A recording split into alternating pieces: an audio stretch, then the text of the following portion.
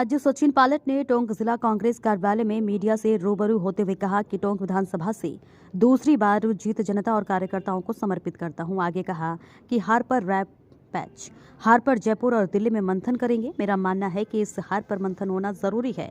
लोकसभा चुनाव को लेकर भी बोले, कहा मैं हमेशा ही कांग्रेस कार्यकर्ता रहा हूं, मुझे जो भी जिम्मेदारी दी जाएगी उसका हर संभव निर्वहन करूंगा।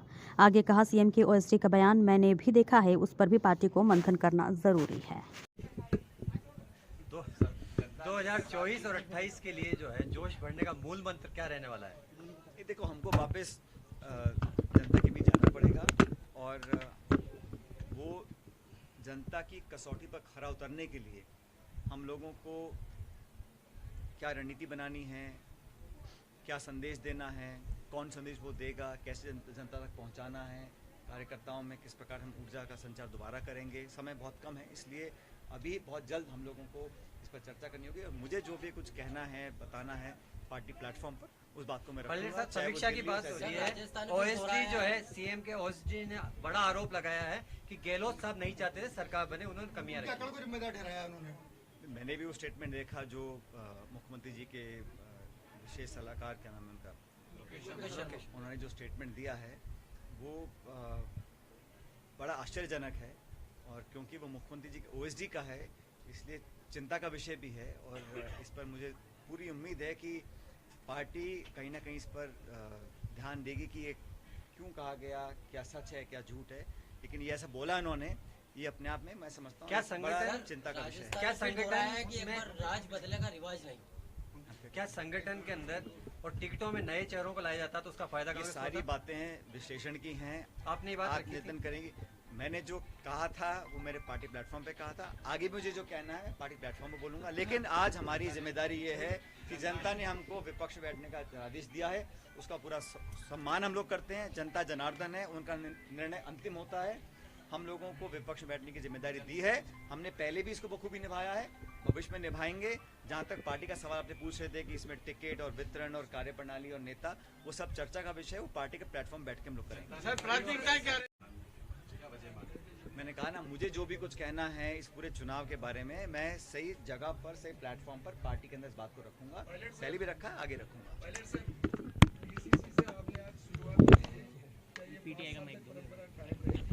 ये हमारा जो पार्टी का स्ट्रक्चर है, वहाँ पर राष्ट्रीय अध्यक्ष, प्रदेश अध्यक्ष, जिलाध्यक्ष और ब्लॉक अध्यक्ष वो हमारे मुखिया रहते हैं और उनके संरक्षण में ही पार्टी हमेशा काम करती है।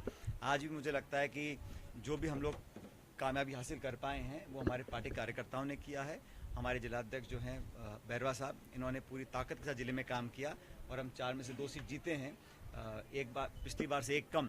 लेकिन मुझे लगता है कि आने वाले समय में हम भरपाई करेंगे और लोकसभा में हम बेहतर परिणाम लेंगे।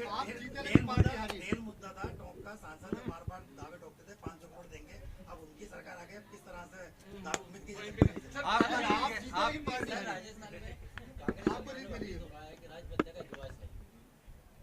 दोबारा का सवाल क्या आपका? राजस्थान ने वापस दोहराया एक बार कि राज बदलेगा, रिवाज नहीं। वो तो देख लिया ना हमने, उन कारणों पर हम चर्चा करेंगे सही प्लेटफॉर्म पर, सही समय पर। लेकिन मैंने कहा लोकसभा चुनाव बहुत दूर नहीं है, इसलिए जो भी हमें पार्टी के प्लेटफॉर्म पर कहना है हम पार्टी के प्लेटफॉर्म पर कहेंगे, बात करेंगे।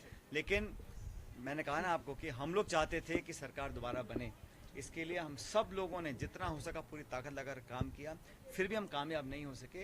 इन कारणों को तलाशना होगा, उस पर कार्रवाई करेंगे। क्या सचिन पायलट 2014 वाला जो रोल था 18 तक, उस रोल में नजर आएंगे?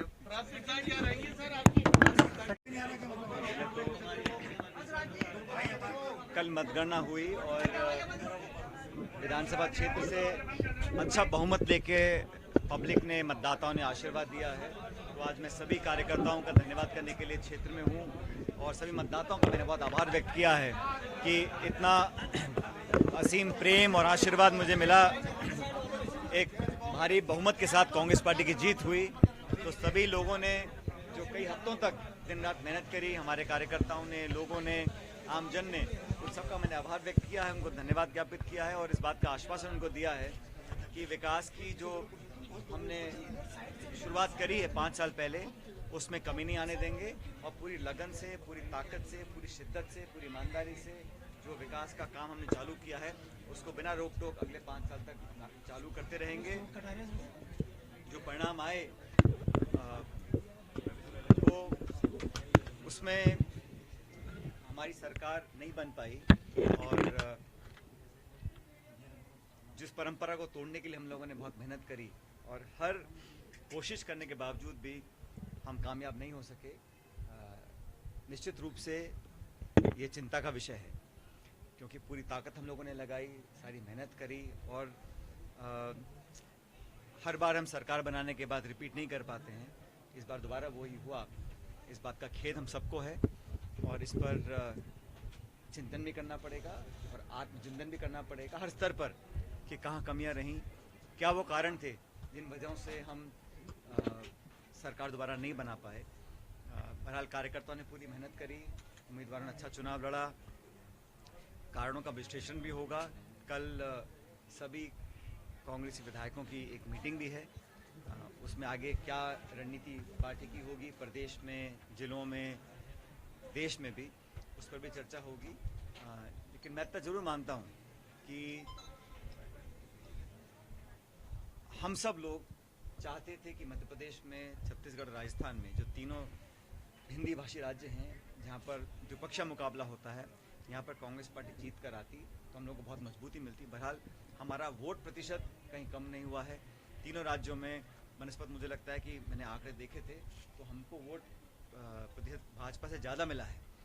अन्य कारणों से हम लोग सरकार नहीं बना पाए और सरकार रिपीट करना हम सबका उद्देश्य था, लेकिन इसके बारे में बहुत ऑनेस्टली आत्मविश्लेषण करना चाहिए और करना पड़ेगा और बहुत ईमानदारी से इसका विश्लेषण हम करेंगे कि कहाँ कमियां रह गई थी, क्योंकि आने वाले समय में लोकसभा के चुनाव में 5 महीने के बाद वो बड़ी चुनौती जैसी सामने है और इसमें पूरे प्रचार में खड़गे साहब हों, प्रियंका जी हों, राहुल जी हों, हर प्रदेश में वो गए, पूरी ताकत के साथ काम भी किया, फिर भी हम सरकार नहीं बना पाए।